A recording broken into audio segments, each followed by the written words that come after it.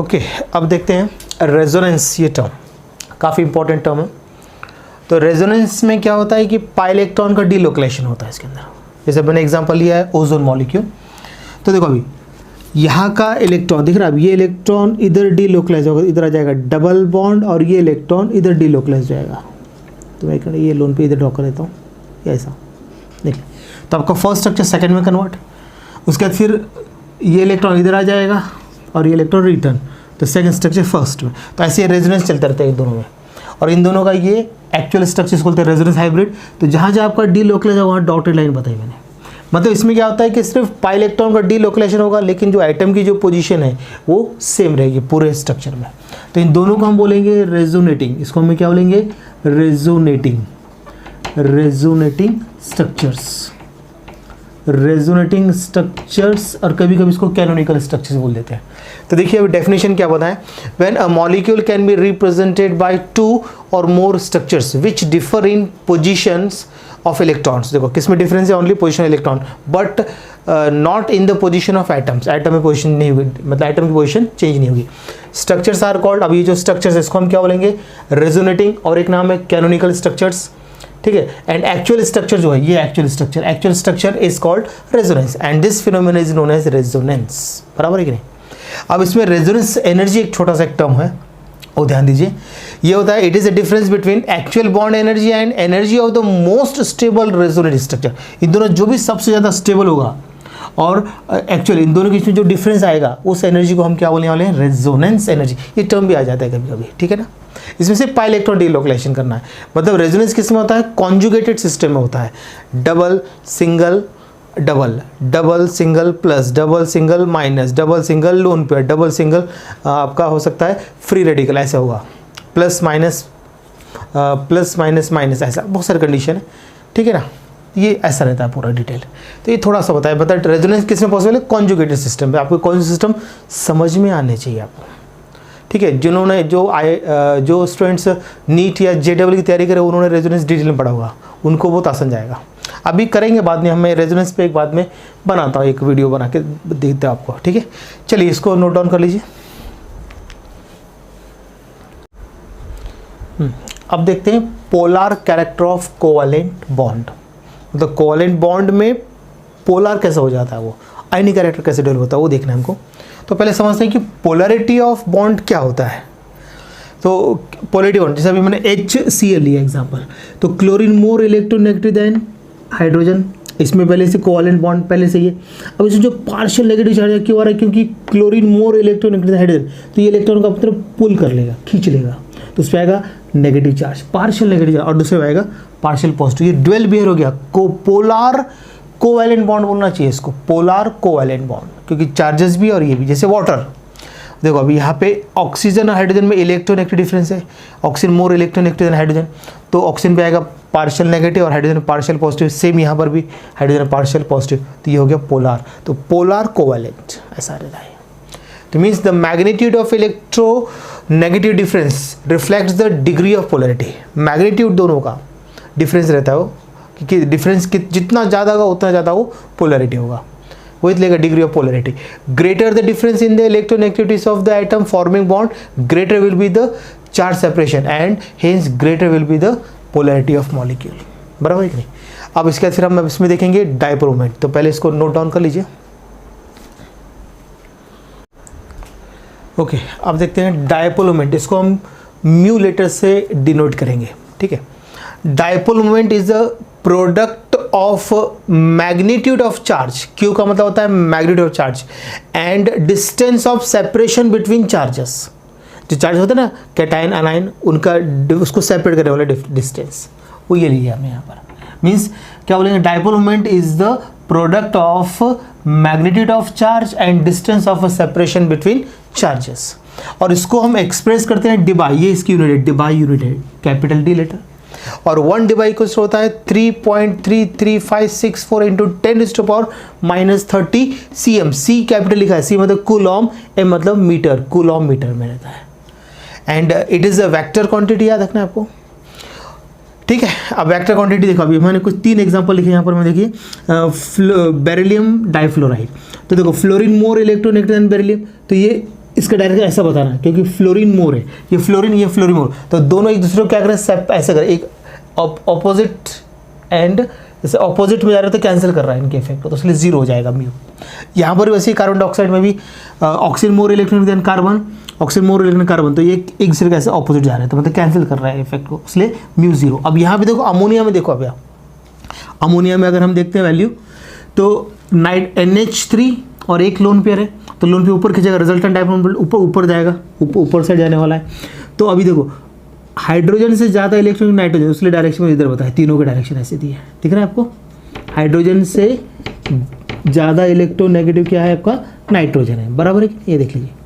इसलिए इसका जो रिजल्टेंट जो म्यू है वो है 4.90 इंटू 10⁻⁻30 कूलॉम मीटर। सी है मतलब कूलॉम मीटर, सी हमेशा कैपिटल रखना है आपको और एम स्मॉल रखना है, ठीक है। ये हो गया डायनोमीटर, एक शॉर्ट में मैंने क्लियर करने की पूरी कोशिश की है, ठीक है।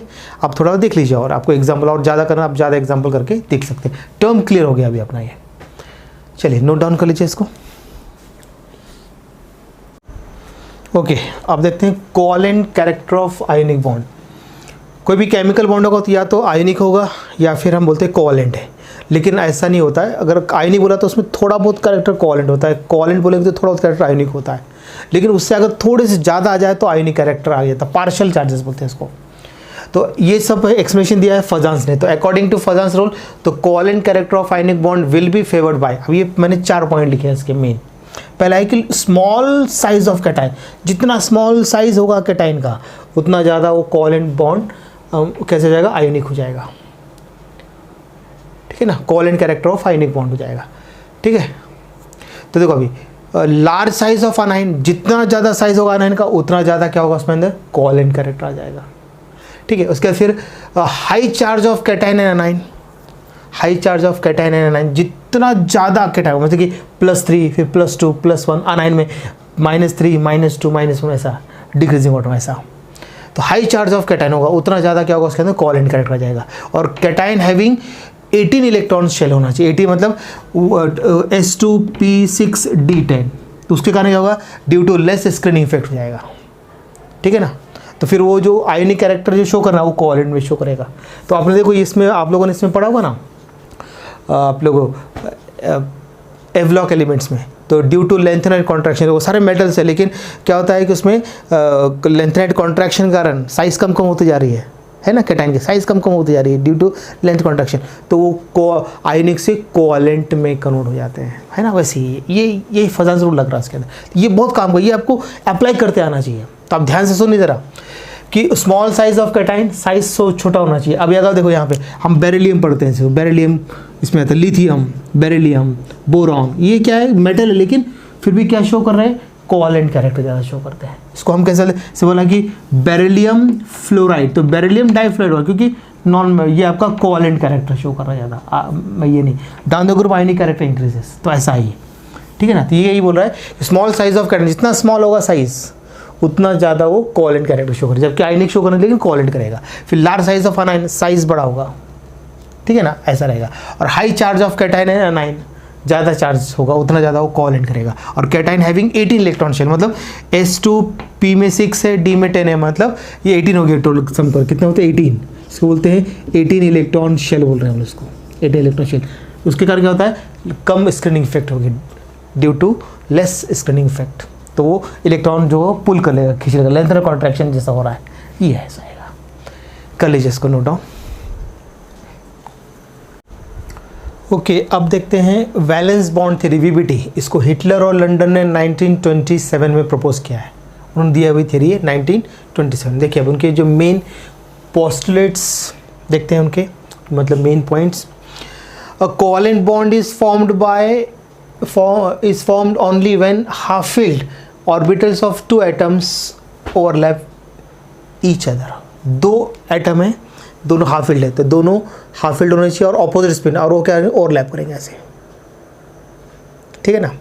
तो ओवरलैप करेगा तो उनकी जो स्पिन है ऑपोजिट होना चाहिए, दोनों न्यूक्लियर की डेंसिटी इंक्रीज होगी, स्टेबिलिटी बढ़ जाएगी। ये शॉर्ट फॉर्म में बताया मैंने आपको पूरा। और क्या होता है उसमें, अट्रैक्शन बढ़ जाएगा, बॉन्ड फॉर्म हो जाएगा। डोमिनेट क्या होता है, अट्रैक्शन हो रहा है कि रिपल्शन, और वो डिपेंड करता है।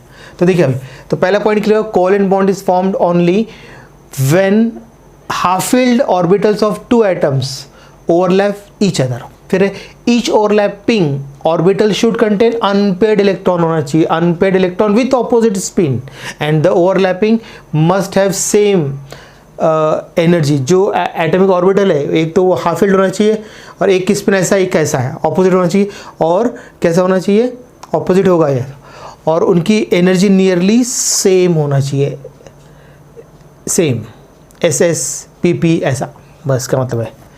उसका देखो, the electron spin are neutralized and electron get paired upon overlapping of atomic orbital. तो दोनों स्पिन ऑपोजिट स्पिन जब बने जाए तो क्या होगा, न्यूट्रलाइज जाएगा, और क्या हो जाएगा आपका ओवरलैप करके न्यूट्रलाइज हो जाएगा आपका एटॉमिक ऑर्बिटल उनके। तो electron spins are neutralize and electron get paired upon overlapping of atomic orbital, दोनों पेयरिंग हो गई, ठीक है ना।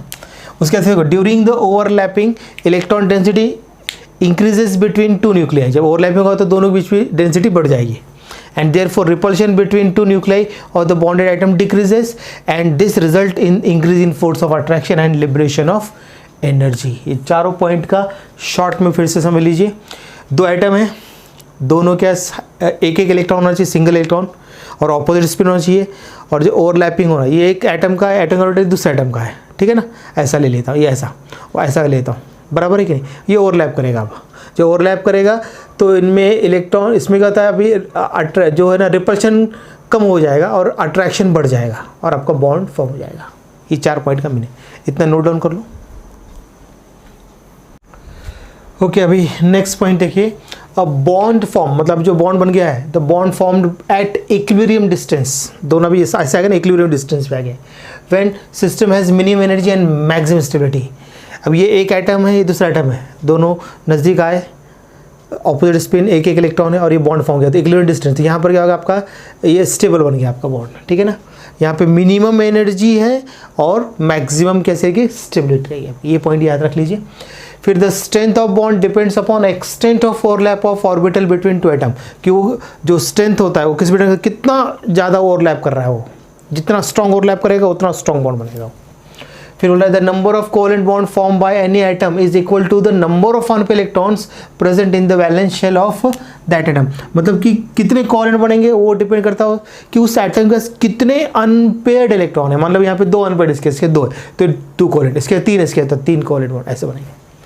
फिर है the covalent bond formed by overlap of atomic orbital, किसको s ऑर्बिटल छोड़ के, except s orbital positive directional character. s orbital छोड़ के बाकी सारे जो रहेंगे p ऑर्बिटल, d ऑर्बिटल, ये आपके ज्योमेट्रिकल शेप को डिसाइड करते हैं। डायरेक्शनल कैरेक्टर मतलब ज्योमेट्रिकल शेप, ठीक है ना। The geometry and shapes of overlapping orbital decide the geometry of resulting molecule. को कैसा ओवरलैप कर रहा है उस पर डिपेंड करता है। अगर ऐसे ये मॉलिक्यूल ऐसे ओवरलैप किया सेंटर एटम तो लीनियर, एक ऐसा किया, ऐसा किया, ऐसा किया तो ट्राइगोनल, टेट्राहेड्रल, ऐसे बनते जाएंगे आपके, ठीक है। तो यहाँ पर आपकी कंप्लीट हो जाती है वैलेंस बॉन्ड थ्योरी। ये पॉइंट्स को आप देख लीजिए एक बार।